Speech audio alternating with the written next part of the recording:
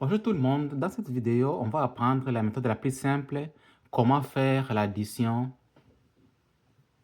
dans Excel. Donc, la première chose à faire, c'est venir avec le curseur de la souris.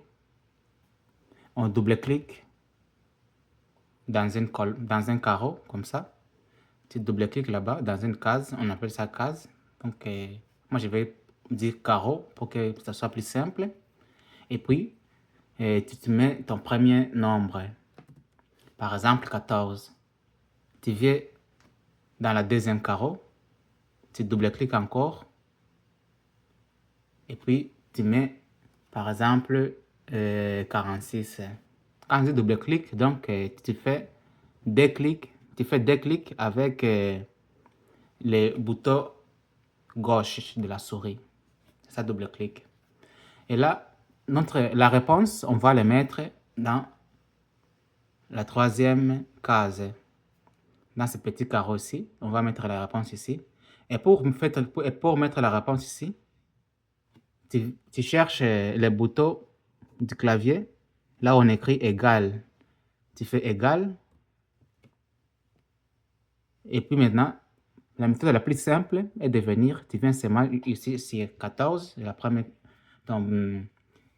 première carreau ici, 14, tu cliques seulement une fois, 14, et puis tu mets plus.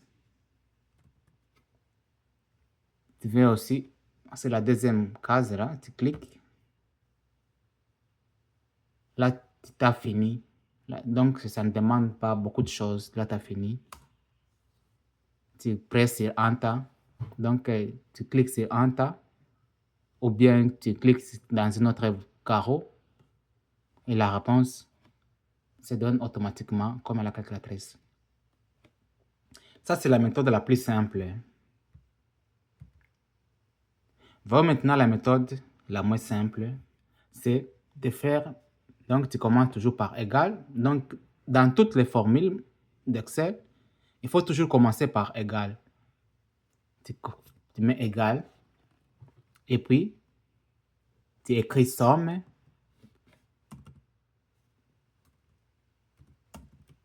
Tu écris somme.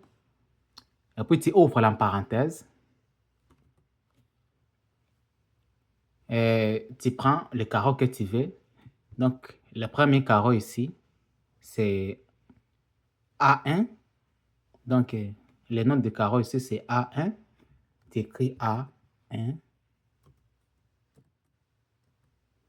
C'est ça le nom du carreau. Vous voyez, quand j'écris A1, c'est déjà, ça vient en bleu. A1. Tu mets un point virgule. Point virgule, c'est différent des doubles points. Tu mets un point virgule.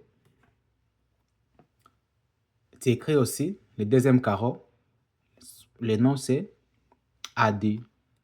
Tu mets A2. Tu vois, ça vient en rouge. Et puis, tu fermes la parenthèse. Et là, quand tu finis, tu peux soit cliquer sur une autre case ou bien tu fais Enter pour terminer. Vous voyez, 60, 60.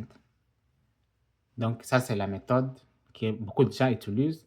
Mais moi, je suggère que vous utilisez la première méthode ici.